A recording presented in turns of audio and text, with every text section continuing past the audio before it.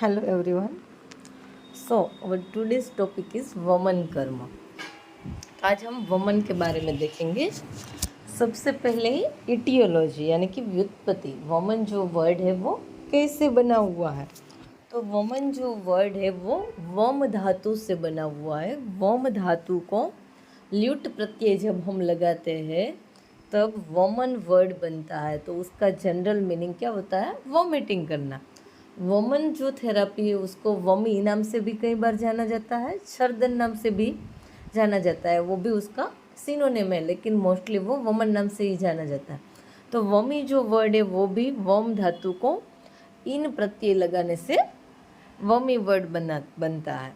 अब हम डेफिनेशन देखते हैं कि वमन हम किसको बोलेंगे, कौन सी प्रोसीजर है कि जिसको हम वमन बोलेंगे, या तो वो क्या उसको हम डिफाइन कैसे करेंगे. ठीक है, तो तत्र दोष हरणम. और जैसे हमको पता है पंचकर्म में मेन 5 कर्म है या फिर शोधन भी 5 है.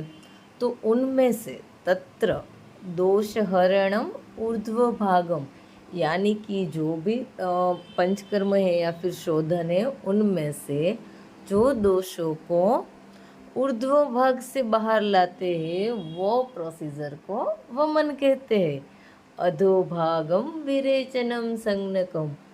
जो प्रोसीजर है वो दोषों को अधोभाग यानी कि रेक्टल रूट से बाहर काटती है, वो प्रोसीजर को विरेचन कहा जाता है. उभयम व उभय यानी कि वमन एंड विरेचन बोथ. शरीर मल विरेचनात्, शरीर के मलों को विरेचन का मीनिंग इधर ऐसा लेना है कि बाहर निकालना. वमन एंड विरेचन दोनों ही प्रोसीजर शरीर के मल को बाहर निकालती है, इसीलिए विरेचनम संज्ञा लभते. इसलिए दोनों प्रोसीजर को, वमन को भी विरेचन का सिनोनिम दिया जाता है. सिंपल डेफिनेशन है तत्र दोष हरणम ऊर्ध्व भागम वमनम संज्ञकम, यानी कि जो प्रोसीजर दोषों को शरीर के ऊपर के भाग से यानी कि बाय माउथ बाहर निकालती है वो वमन कही जाती है. और जो प्रोसीजर दोषों को शरीर के अधोभाग से यानी कि पर रेक्टल दोषों को बाहर निकालती है वो विरेचन कही जाती है. दोनों ही प्रोसीजर शरीर के मलों को शरीर से बाहर निकालती है, इसलिए दोनों को विरेचन के नाम से भी जाना जाता है. इसके सिवा दूसरी डेफिनेशन है वमन की. अपक्वम पित्त श्लेष्माण बलाद ऊर्ध्वनयेतु यत वमनम तद्विज्ञेयम मदनस्य फलम तथा. इधर क्या लिखा है? अपक्वम. अपक्व यानी कि जो हम वमन औषध देते हैं वो बिना पाक किए ही, मतलब कि उसका डाइजेशन हुए के बिना ही जो औषधि है वो वर्क करती है, वो सेंस में है. नहीं कि जो पित्त और कफ है वो अपक्व है. वो ध्यान रखना है, क्योंकि कई बार बच्चे ऐसे अपक्व पित्त और कफ लिखते हैं, लेकिन अपक्व वो जो मेडिसिन दिया है उसके सेंस में है.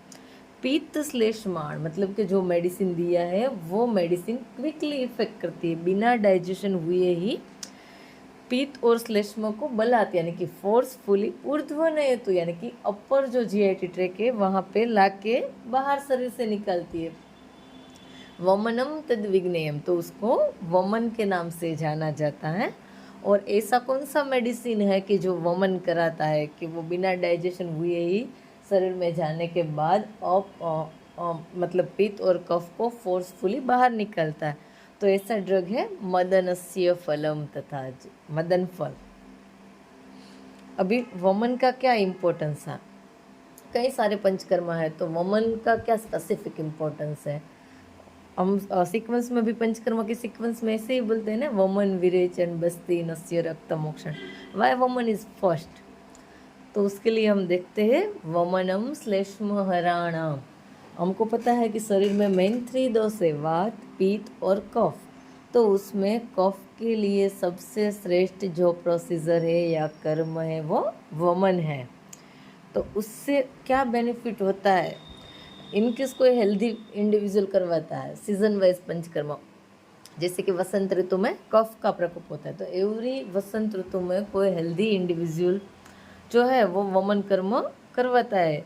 तो उसको क्या बेनिफिट होगा कि उसको पूरे ईयर में कोई भी कफ के रिलेटेड डिजीज़ है वो नहीं होगा. और जो पेशेंट करवा रहे हैं तो जो कफज डिजीज़ है उसका रीअकरेंस रेट होता है बहुत कम हो जाता है। तो हम ऐसा भी बोल सकते हैं कि कफज डिजीज़ का रेडिकल क्योर जो हमें करना है तो हम वमन कर्म प्लान कर सकते हैं। Occupies top place among all eliminative procedure. मैंने जैसे आगे बताया कि पंचकर्म में हम सबसे पहले वमन का ही नाम लेते हैं, तो वो सब प्रोसीजर में टॉप प्लेस उसने हायर किया है। क्यों? क्योंकि ड्यूरिंग वमन हमें एक्स्ट्रा ऑर्डिनरी केयर की ज़रूरत पड़ती है। कभी ऐसा सुना है कि हमने थेरापिस्ट को बोल दिया चलो तुम इसका वमन करवा दो?